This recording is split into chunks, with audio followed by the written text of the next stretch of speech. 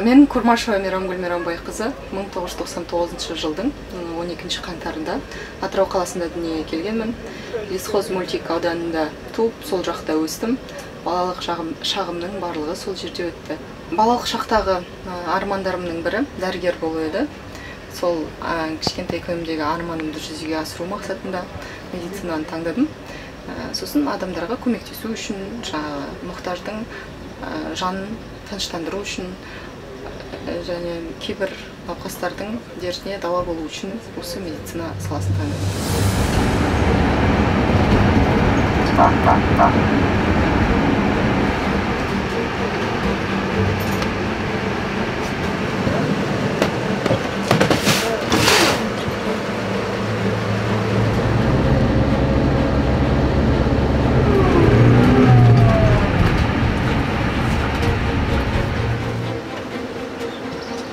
Жалпы Атырау жоғары медициналық колледжінде мамандықтар саны таңдауы өте көп.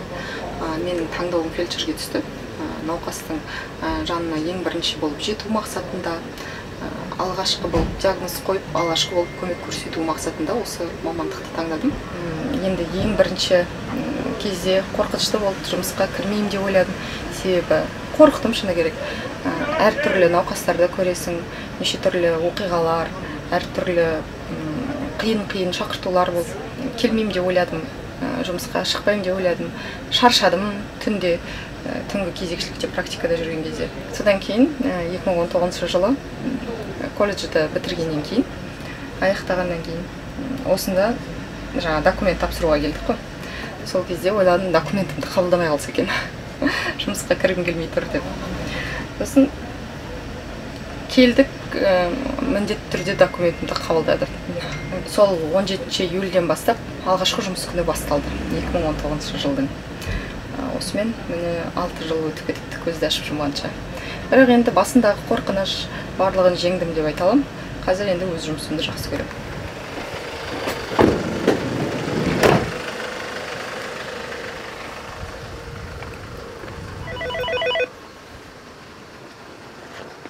Скорая.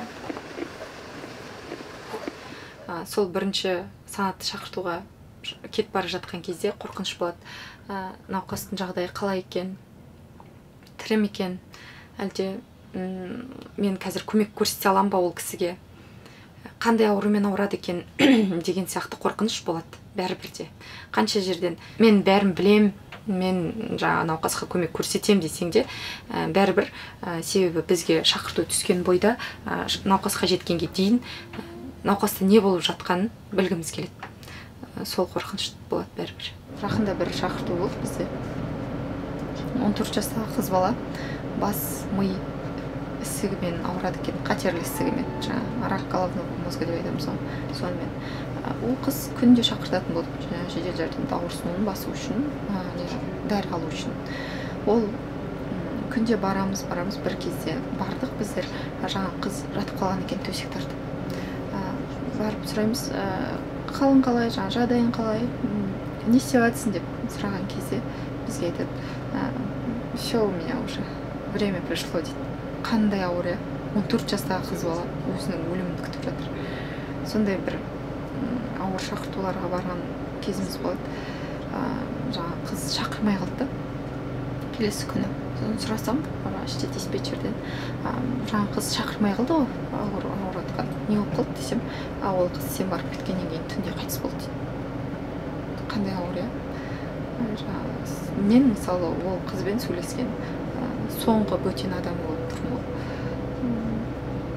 Көмек көрсете алдым ба, көмек көрсете алмадым ба, ауырсынуын басатын менің салған дәрім әсер етті ма, етпеді ме, ол да белгісіз. Сондай бір ол қыз қанша жерден бір андай біз эмоцияға берілмейміз, біз барлығын жүрекке жақын қабылдамаймыз десек те, ол қыз бір жүрегімнің түбінде қалып қойған қыз болды.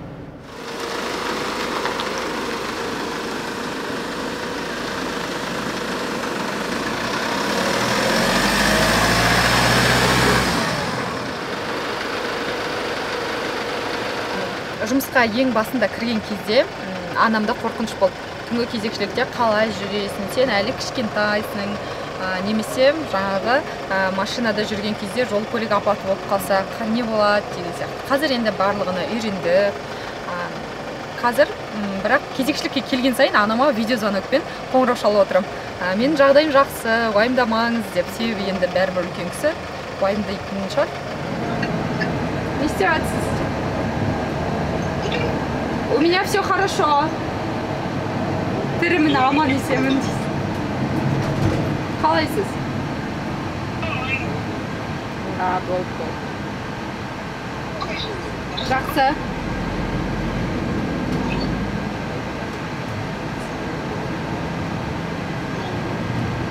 Үшеуің қайда? Қамаша жақта.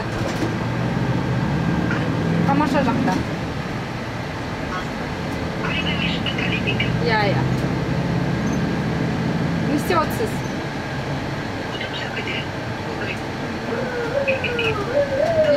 Давай, пока. Уайымдамаңыз, я бәрі жақсы. Пока.